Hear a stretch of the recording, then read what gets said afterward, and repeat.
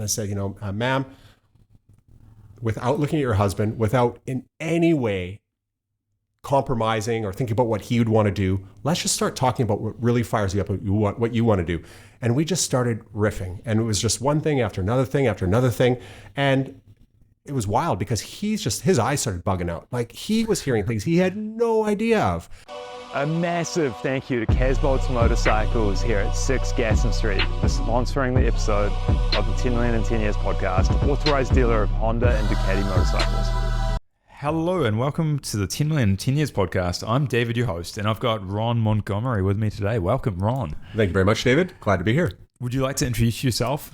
My name is Ron Montgomery, and I am the owner and chief architect of travel at Spirit of Travel. So we specialize in custom travel, but truly about delving into what drives people, what they're aspiring to. So, I have a lot of fun doing what I do, and I guess today I get to share a bit of that. I love that. When we first met, one of the things that stood out to me, actually the one thing, several things. One thing was the use of ikigai. You used ikigai in your introduction, and I was like, I like this guy. That's good. Yeah, it was not something that I realized when I was in travel initially. I knew I had a passion for it, and I enjoyed it, and I got a lot of fulfillment out of it. But it wasn't until COVID took it away from me, and I had to go and do other things that were also quite interesting and engaging and challenged me in a lot of different ways, but didn't have that extra little bit of magic that comes with being in travel. So ikigai. I guess I'm used to pronouncing what I read rather than knowing how it's pronounced. Has just been something that once I found my way to that diagram and that concept, it really resonated with me, and that's how I describe what I do now. Love it, absolutely love it. And you are on an adventure shortly. This is incredible. It's something that I really respect for you as just this, or I have a lot of respect for you based on what you're about to do. So why don't you tell us a little bit about that? Yeah, so it's been about a year in the planning, or at least dreaming. Over the last 4 months, really been pulling everything together. Essentially, I'm a father of 2 kids. So my kids being 3 and 6 at this stage, and my partner, who's from the UK. And you might have gleaned I have an accent, so I'm Canadian. And so I've got family around the world, and there's always that certain calling to go and see them. So we've tried a big experiment right now where I have transformed my business from being the very much the face-to-face to a digital and remote consultancy, benefiting from the technology and the changes that have happened. And I am taking my family away for 3 months, and we are going to travel. I think we've got 8 countries on the list, and we're going to be in destination, and I'm going to be still working and capturing all of the moments and the scenery and the opportunities there. But at the same time, homeschooling my daughter, who's 6, and just making the most of this experience, and really, I guess, balancing the business side with the fact that at the end of the day and through the day, even if we lose it, I'm a person who has their dreams and the things that they need to do to move forward. And so this is a real encapsulating opportunity to do so. And so I'll be keeping everybody in the loop as that goes along with a lot of media and things. But that's the in a nutshell, the plan. I love that. Yeah. And that is another component of it, right? Is the documenting of the journey, creating content, showing people what you're up to. I love that as well. What's the main method you're going to do that, just so people know how to? Well, the way I reckon is in the realm of content. 1 out of 10 people likes to be in front of a camera, and if you're comfortable there, then you that's the place to be, because it gives you a better cut through. And I love being in front of a camera. I love being behind the camera and just capturing a lot of the visuals and the narratives around that. So my primary distribution will be through various different socials that support that and encourage that, as well as my website as well. So yeah. So YouTube primarily. Yeah. YouTube. That's the place where it's certainly my bigger projects and my bigger days and all the bits that I'm going to be building will land. Although certainly a bit on Instagram and LinkedIn and Facebook and the lot. So yeah, I'm going to get around. You are indeed. What are you mostly? What's on your mind when you think about this trip? Like, it's obviously hugely exciting, and it's a little bit unknown. It's a little bit scary. It's a little bit dangerous. What is both the bit that you're most excited about and also the bit that you're most fearful about? Yeah. Oh, that's a really good question. Let's see where my wandering mind takes me here. So an odd thing that I'm really recognizing myself is that while I have this great journey ahead of me, part of it is the reality is that a lot of it is because I'm not boots on ground and I'm not touching and tasting it and interacting with it. There's a certain unreality to it until I arrive. And so I'm thinking more about, I'm spending a lot more time thinking about what it's going to be like to come back after that period of time and the potential changes both in business and the relationships with my kids and my partner and my family abroad and the effects of relationships. I think that's actually the best word to start with. I could have started there and would have been more accurate. Relationships, the relationships with my clients, to be able to, be walking down London, for instance, and I've got some clients that haven't been to London and are really interested there, and they have specific things that they want to accomplish down the line, and to be able to send video to them saying, hey, John, here's a quick little video. I know that you're really keen on Soho. You love the 70s and 80s music.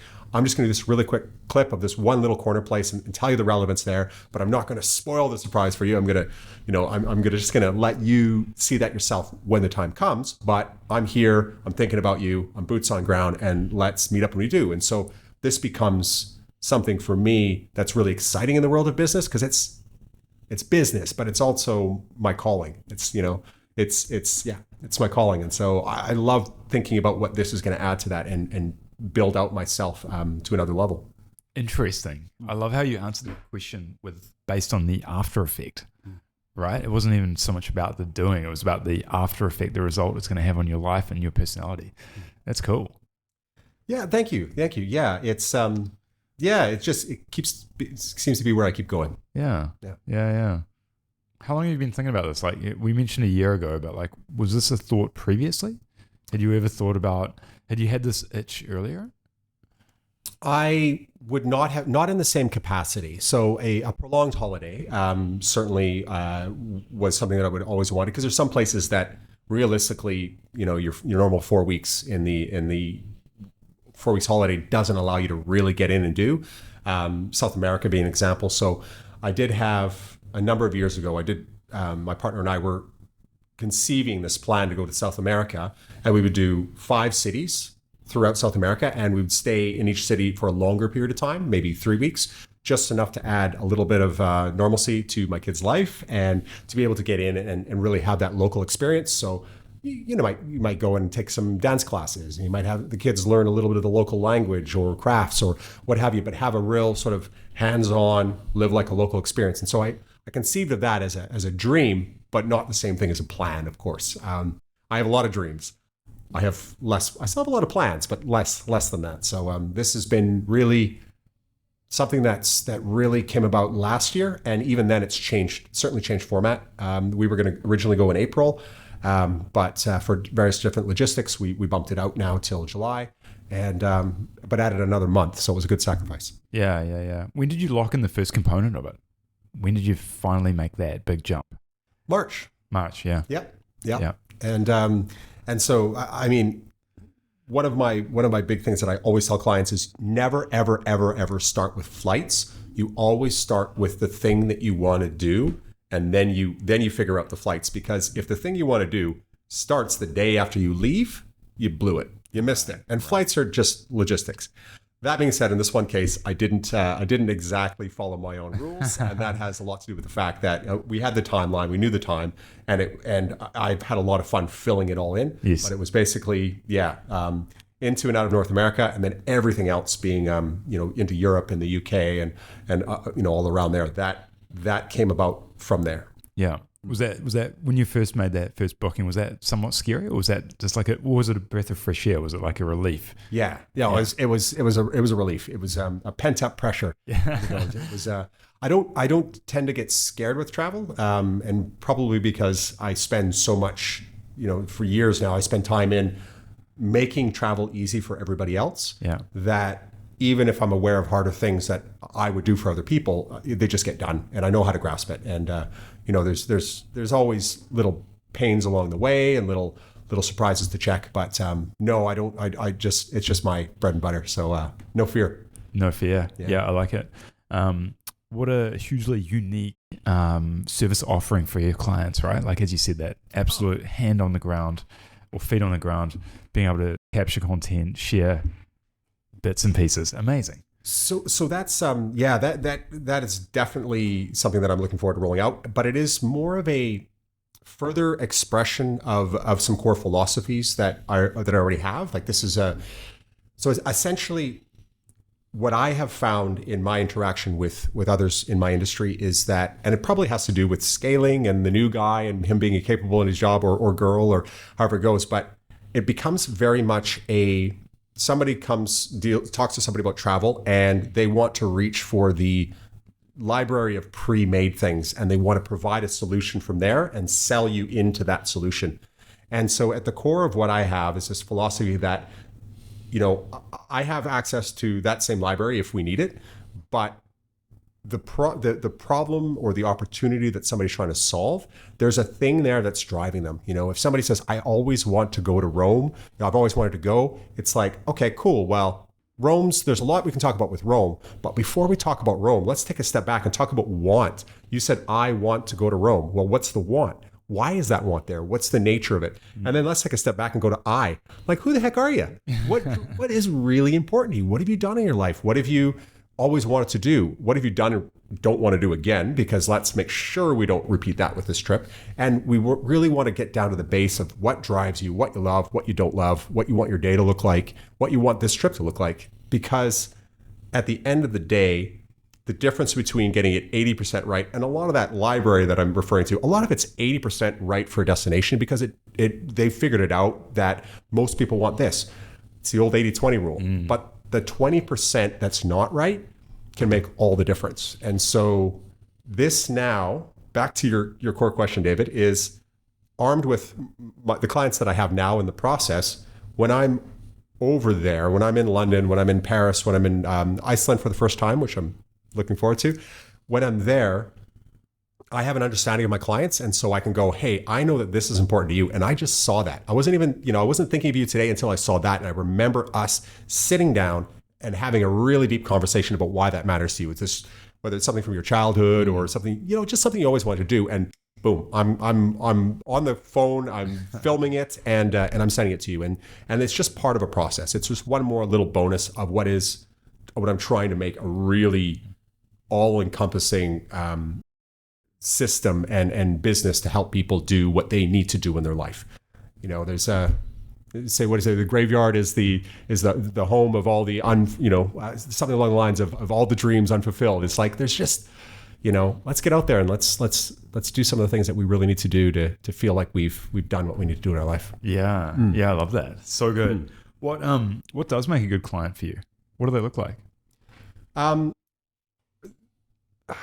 It's what I've found over time is that the clients that come to me and have generally they've traveled before, but they may not have, but they have a really good understanding of who they are as a person, and they perhaps they've done some research on me, or they've seen some of what I had out there, or maybe they've just dealt with me before, but they go, all right, you know what you're doing, and I know who I am.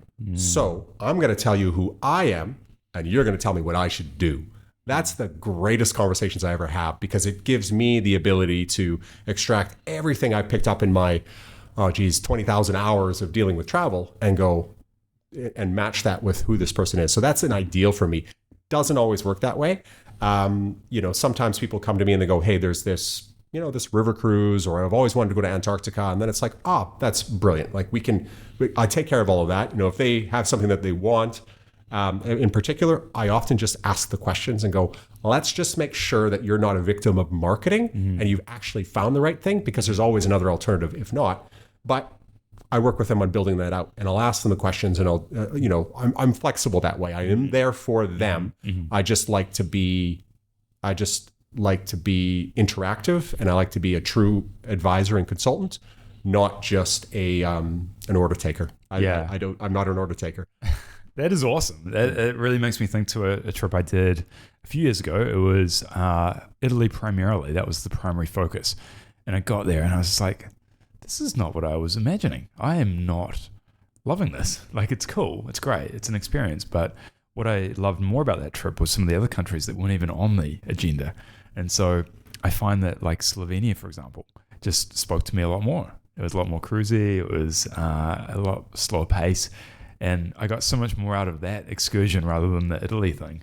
And so when you speak about your clients being individuals and like dialing back to that really fundamental layer of why or who they are or what they're looking for, what's important to them, that really stands out. And I can relate to that. Oh, brilliant! Yeah, it's good fun too. I've personally very fascinated with what drives people, what matters to people, and how they get to that. And it's a question. Can I, if you don't mind, I'd love to tell you a little story about one set of clients I have. It's a husband and wife, and they came to me about 6 years ago, and this was in the early days of me making this shift, and so but also an inspirational interaction that has led me further along than I may have been otherwise. They were husband and wife, and they had done a fair bit of traveling before, and speaking with them, they were along the way. They were telling me what they want. You know, they kept looking at the other one, and there was something instinct that I had that, you know, I'm not getting what I need here to really understand how to help them. And so I said, you know, hey, with your permission, if this is okay, you know, sir, I would like you just to give me 5 minutes. Don't say a thing. Just give me 5 minutes. And I said, you know, ma'am, without looking at your husband, without in any way compromising or thinking about what he would want to do, let's just start talking about what really fires you up, what you want to do. And we just started riffing, and it was just one thing after another thing after another thing. And it was wild because his eyes started bugging out. Like, he was hearing things he had no idea of. And at the end of it, when he was allowed to talk again, thanks for playing with me, he was just fascinated. He said, I had no idea. She's going, well, I just thought you'd never want to do that. I said, okay, let's flip it. Let's flip it. And we did the same thing again. She kept zipped up while he was rocking away, and we went through the list again. And it was just fascinating because at the end of this, it was like, okay, it's really important that you want to go to South America. And so he really wanted to get out into and do the Machu Picchu hike. And he really wanted that real outdoorsy, wants to embrace the environment, keep moving, very active relaxer. Whereas she would much rather have the resorts, the shopping, and the nice dining. And so how do you fit those together? Well, I fit it together. And I did that very much by going, today in order to do his without compromise, this thing he's always dreamed about, we're just going to do him today. But tomorrow we're going to make sure you get what you need. So you just have to grin and bear it for the day. And you know what? And they got through, and because of the destination, it was probably 65% him days and 35% her days. But the next holiday, we just made sure that we balanced that out. And now when they call me up, they call me their marriage counselor. So they said, oh, it's time for another trip to the marriage counselor. And we have a laugh. But it was, it just changed the game for them. And it completely changed how they traveled. And they're now, now when they go to such and such a place that's on their bucket list, they're not going there to compromise. They're not going there to go, hey, that was good, but I wish in the back of my mind, I had done that thing that would have been a little bit better that I always wanted to do. That didn't happen, and not anymore. And so, and they even they've since revisited some places that they didn't get what they wanted out of again, just to really tick it off. And so I love when they call me. It's because I know we're going to go on another great adventure, and I get them, and they know that. Yeah, interesting. Do you have any couples that travel individually? Yes, I do. I have, there's two ways to answer it. I have one couple that are very individual on their trip together. So, and he wakes up at about 5 a.m. and he wants to walk like 6 to 8K every morning before she wakes up. He likes to get out there, see the world before it wakes up. And so, whereas she likes to sleep in. And so even just those logistics mean that usually they're an older couple, fit and hale, but they don't want to move really fast. They're not trying to tick off as many places. They like to go deep into the destination. So I have to always find a hotel which allows him 3 interesting ways that he can walk every morning, over say 3 nights. So that he has something interesting each day, and it has to have facilities so that when he wakes her up at about 9 a.m, that they can sit on a nice little balcony and they can have a cup of coffee and just wake up the way that she does and that they love together. any sort of services that we provide them, unless there's no other option. Sometimes it just is what it is. The ferry you need to catch is 8 a.m, and that is it. Any other arrangements always start after 10. So they have to have private, because group tours don't go. Basically, they go usually 8:30 in the morning or in the afternoon. So they go private, and it's just a matter of how it goes. Later at night, she has a history of insect science and in biology and insect science. She's out there at midnight flipping over leaves with a magnifying glass and a torch and looking at these bugs and all these different destinations. He's crashed out. He's got a big walk in the morning. So I mean, does that kind of answer? Yeah. I was just curious. I just found it interesting how a few couples that I can think of that are, getting to the ages of, 60s, 70s, etc., they've got quite different motivations when it comes to traveling. So different interests in different destinations. Maybe one wants to travel, one doesn't.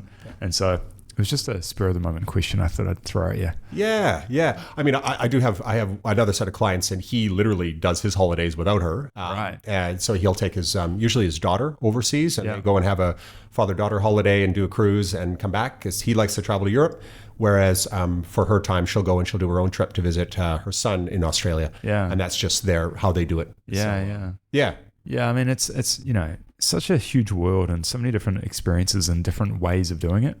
And so this huge spectrum exists, right? High-end luxury, backpacking, everything in between. Yeah, it's cool. Totally. Yeah. There's the interesting thing is I feel like even now, I've been in travel for 12 years. There's still new things that are coming my way all the time. And that's great. And it's exciting, and you're never sure what's going to catch on with people, but there's always little niches for everyone. And so, I should explain that, I should explain that one of my core philosophies is that my responsibility with my clients, it's ultimately not to know everything about the world, because it changes all the time. And if you're not, if you have somebody who's in my role and they're not honest about the fact that, listen, I can't keep up with everything, it changes all the time, then there might be an issue right away. My responsibility is to understand the client and to have the network that have the answers. And so between that, I become very much the filter and the bridge between that happening. So I tend to have in-destination teams all around the world, and whether they're ones that I've nurtured myself, or sometimes it's a +1 through a very trusted source. If you're going to Uzbekistan, I haven't done that in 6 years, and the person that I used to work with I think they're gone now with COVID. So Uzbekistan, I'll need to work with a +1, but very much through the bonded and make New Zealand bank accounts and making sure everything's solid, but knowing who the client is and making sure that we can get them what they're looking for. So and the thread on that was something like skiing being an example, or surfing holidays. Tides change. It's hard to know where the best surfing is. So I have teams that are surf experts, and those are the ones that I go to and say, my client likes this, and we work together to make that happen. There's always something around the surfing as well. So that's where, I pull in that, what does your holiday need to look like for you to tick it off and go, that was a good one. What trends have you seen in the last 6, 9, 12 months in terms of just new categories or new things that have opened up, or I don't know, like, is it like the retreat market? That's kind of interesting to me. Like the idea of going away for a yoga retreat and super wholesome, and I don't know, like what are you seeing? So I think one of the biggest, there's a couple of, one of the biggest ones, and this has defied all expectation, is there's a huge surgence in last minute bookings, which is, it's more challenging because what's also happened is it used to be that the Kiwi and the Aussie markets were the earliest bookers of travel around the world. And so we didn't really always know it, but what was actually happening is we'd get in there and we'd get the best cabins in the ships. We'd get the hotels we wanted. We'd get all the logistics done because we were planning in October or November for the next winter. The Americans have started finally. They used to always book about 3 or 4 months out. They finally started booking early, but they're booking way early now. And so even on our normal booking times, we're starting to run into capacity issues. We're getting second or third choice, or sometimes having things sold out. And so the fact that I'm now seeing people book last minute and battling to get them what they want, which is, it's a lot harder. It's a lot harder, a lot more time intensive. And unlike normal travel, when we're talking October, November, I'm often working weekends to help people make it happen. So that has been a challenge and a trend, and which is really unusual. I think though what's fueling it is we're still actually looking at post-COVID.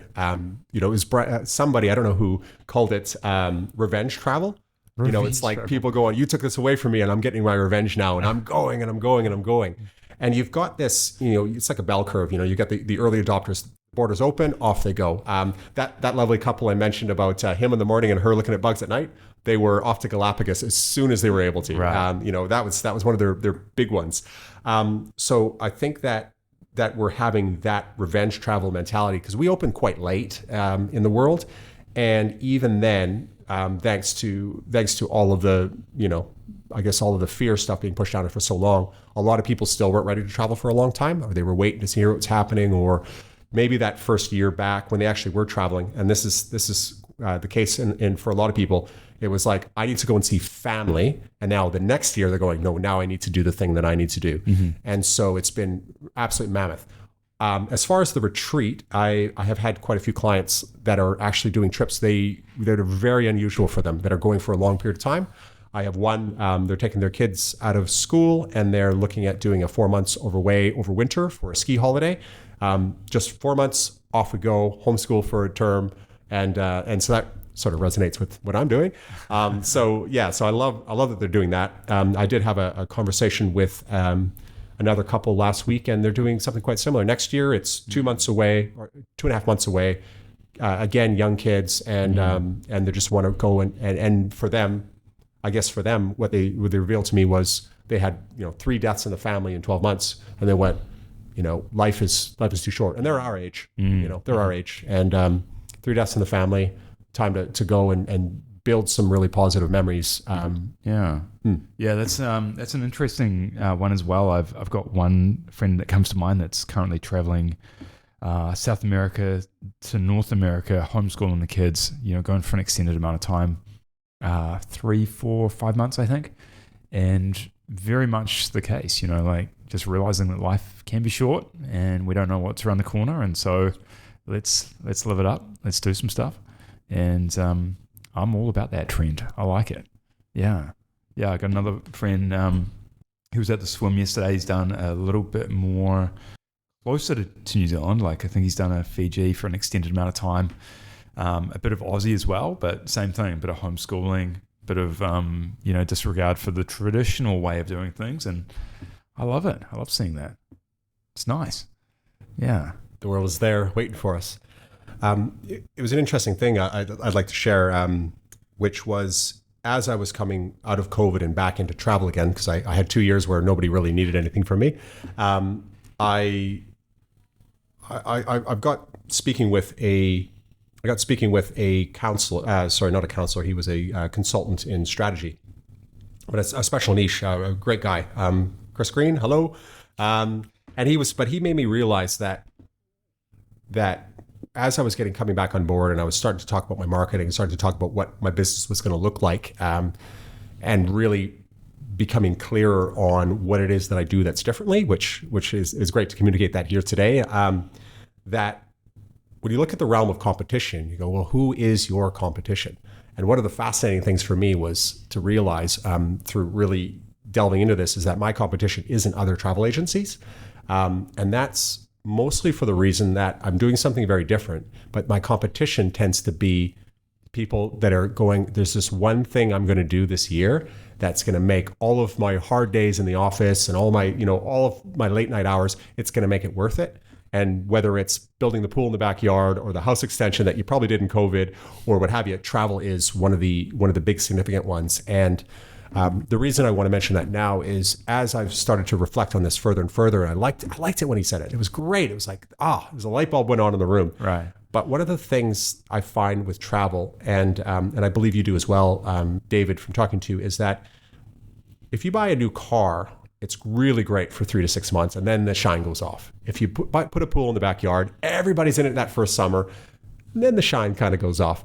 But travel is something that has the opportunity to to make memories that you're telling for the rest of your life, relationships with the people you travel with or the people you meet along the way, but also the relationship with yourself as you stress test I guess it's like you're brainwashing. Like we're brainwashed by the cultures we're in, right? It tends to shape how we think, what our values are. We certainly, again, on a bell curve, and so we have some variances, but there are cultural elements out there in other countries, like India, as being just the example that was a big one for me, that they just do things in such a radically different way that we just couldn't even conceive it within our little box here of life could look like that people could do that this solution could happen. And the assumption that we have that we're doing it the right way because it's the way we're doing it really gets challenged. And it opens, if you're the kind of person that's open to, I guess a little bit of oh man, maybe I don't have it figured out.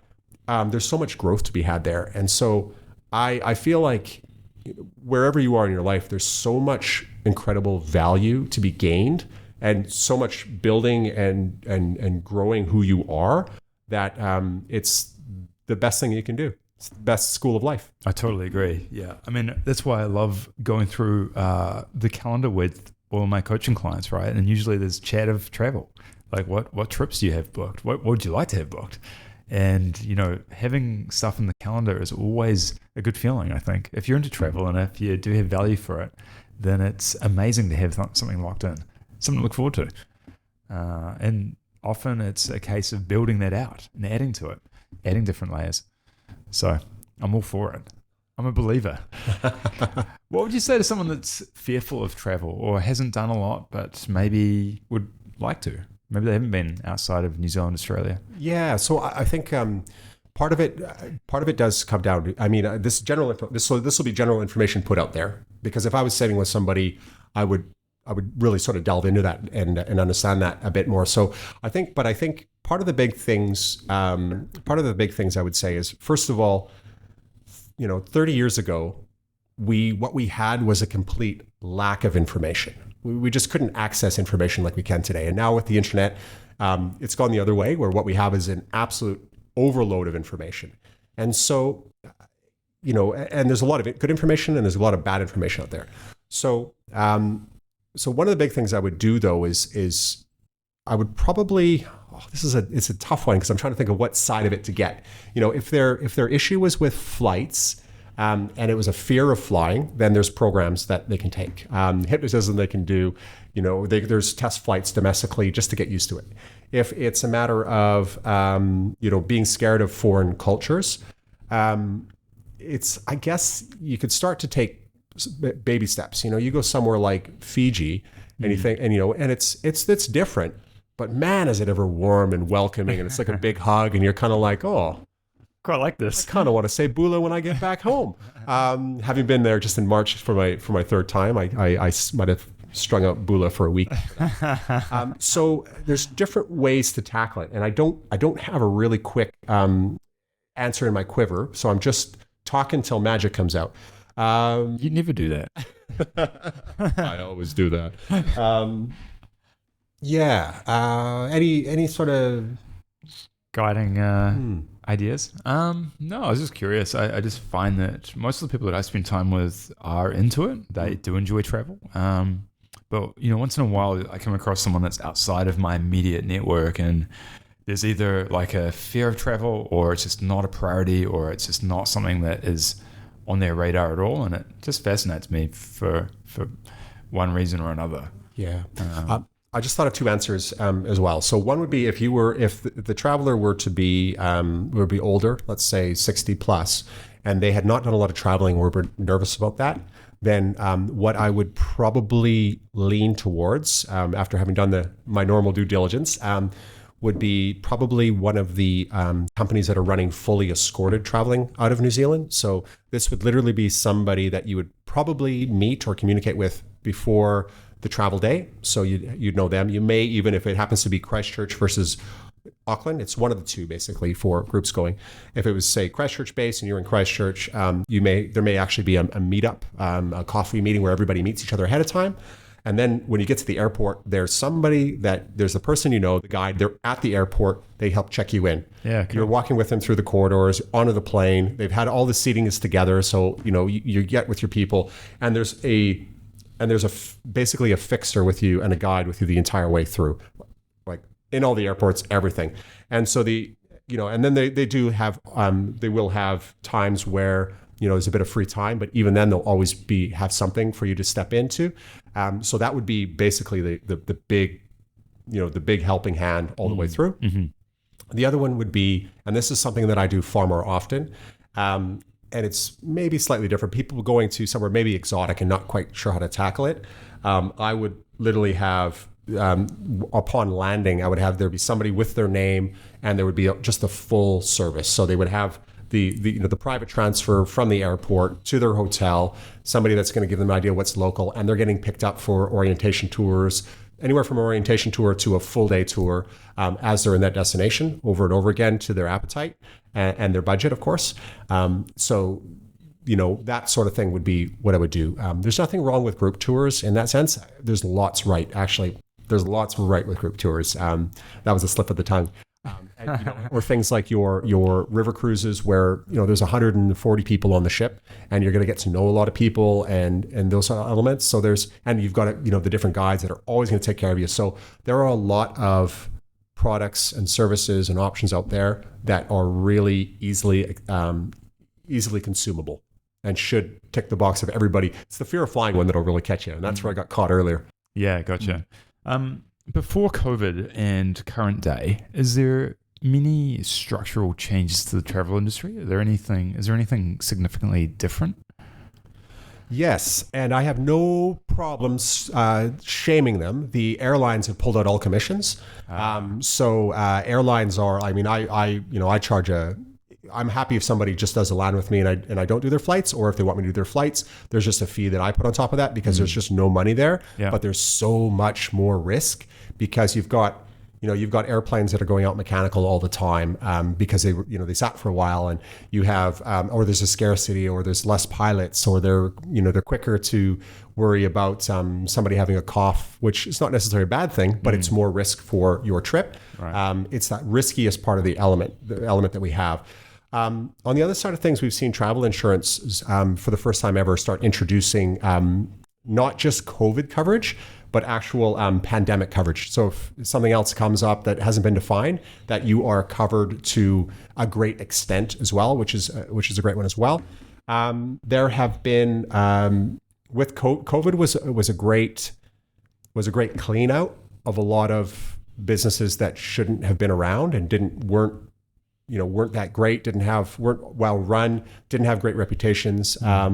However, of course, that does also mean that you've got a bit of a swing in many ways towards the big global companies versus the smaller operators. And so that's a bit of although there's still enough of them around, but having to go back and figure them out again. It does seem like we're trending more and more towards more, again, government restrictions and visas, and making sure that you have your, with the US, we've been used to a long time having your ESTA, which is essentially, it's not the same thing as a visa. It's the permit to fly in US airspace. And so you need that if you were to, even if you go through as a say from Auckland to LA to anywhere else and not touch down again, you need that in order to fly in. Canada brought theirs in a few years ago. New Zealand brought theirs in. And it looks like the UK is going to bring theirs in. They've delayed it 3 times. So in theory, it's mid next year, 2025. As far as other changes, some things are getting easier. You're seeing a lot more apps come on board. I've found and have implemented a fantastic travel app, which is now the home for all itineraries. So essentially, I load it all in the background, and I can do all sorts of customizations. So a client of mine that travels in a few weeks' time happens to be celiac, for instance, and he's going to a bunch of different countries where English is common-ish as a second language, but it's not assured, and you never know if the chef in the back happens to be, if English is on his menu at all. So so what I've done is in the app, every single time he gets a destination, it'll say, it translated into his language, please pay great attention to my food. Let the chef know that I'm celiac and it's very important that I'm taken care of, and or some such. And so every country he's in, the app pops up with that, lets you know 24 hours when your flight ahead of time when your flight is, and things like that. So tools that are really handy, work online and offline. And so I'm really happy with that one. And my clients, I have a joke with them and I say, once you go app, you never go back, because that's what it's doing for their travel. Right. Yeah. Those huge printout itineraries. Yeah, thing of the past, or still relevant? I think it's more of a comfort thing than a necessity thing. Yeah. So with that app, you can click a button and it'll print it out as well. Yeah. But, Nice. and I do have some clients the first time, especially some of my older clients that are that's how they've traveled for so many years. The first time they'll use that, the second time they don't. Yeah, right. Yeah. Nice. I like it. You mentioned travel insurance before. What are your thoughts on that? Both for, further afield trips, domestic, anywhere in between? So I don't really deal with domestic. That's not my range. True. Although there's certain it's a lot cheaper, but it has way less coverage. Like it would only cover potentially like a tour deposit, but it wouldn't cover any of your domestic flights, I believe. I don't do it, so don't quote me. But as far as I'm concerned, there are countries, there are airlines, there are tours and cruises that are making insurance mandatory. And so I just made the step of going, it's mandatory. Right. So all of my clients, you don't have to buy from me, you just have to buy somewhere. Right. And that just is one of those things. One example that I'll give you of that is about a year and a half ago, there was the big, massive snowstorm that just basically knocked out North America. And I had clients that were heading over there. And essentially, to not make this a long story, it ended up being a whole lot of changes, a whole lot of figuring things out, and a lot of time with me on cold with WestJet that never did answer. Another airline shame out. WestJet. Trying to find a resolution for this clients. And so, it ended up being that the insurance covered them, but it ended up being about a $4,200 bill for between the hotels and new flights and that insurance covered them for. But also what ended up happening is that I don't work for free. So when I'm up in the middle of the night and I'm on the phone, I'm sleeping by my phone, waiting on hold, and I'm doing all this work around those people, there's a charge that needs to come with that. And when my clients are in a bad place, I don't want to charge them. But when there's insurance, bang on. Yeah. I get paid for the work I do. My clients are not out of pocket. Everybody's fine. Other than not getting to where they need to go. But the resolution is there and insurance covers it. So for me, insurance is that one. Another aspect of it being smart and safe and everything is it also helps preserve the relationships I have with my clients. And those are extremely important to me. Yeah. What about the coverage that's built into some credit cards? Is that sufficient? I am not legally allowed to give that advice. In any means at all. I'm not an insurance professional. I cannot advise you at all on insurance. I can merely highlight the benefits of having insurance and potentially direct you to the policies that I have access to. Yeah, got it.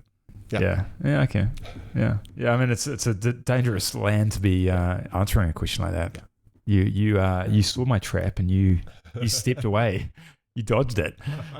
No, I've personally never had the need to claim on anything, but case by case, right? It's just important to know the options. So yeah. You don't need life insurance until you need life insurance. A lot of those things kind of go that way.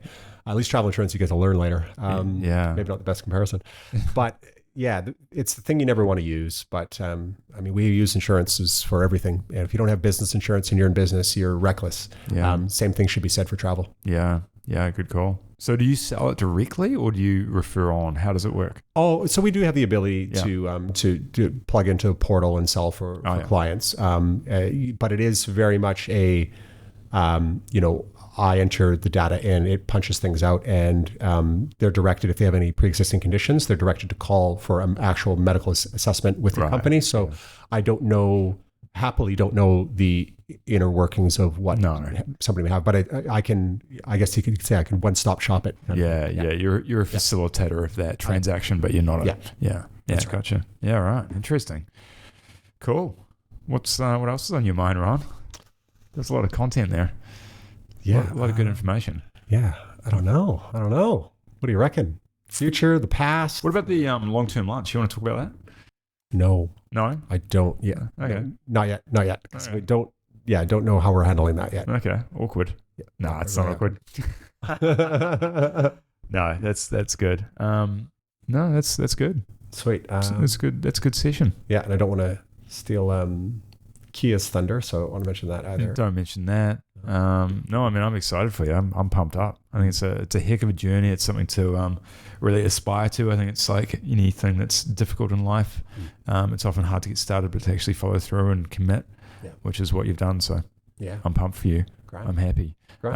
If we were to sit here in a year's time, do a reassessment on how the trip went, how life's been in a year, I think it'll be very exciting. So I'm in. I'm a big fan of this idea, this concept. It's a relatively recent one, but I have done it with a couple of guests, is do the 1 year review after the initial episode. So it's just a cool way to look back, and a year can seem like a long time, but also it can fly by. So I'm game. let's do it. Okay. Well, all the very, very best for your trip, Ron. I think it's an absolute amazing experience you've got ahead of you. So go well, keep in touch, and we'll see you back in another year. Thanks very much, David. Thank you.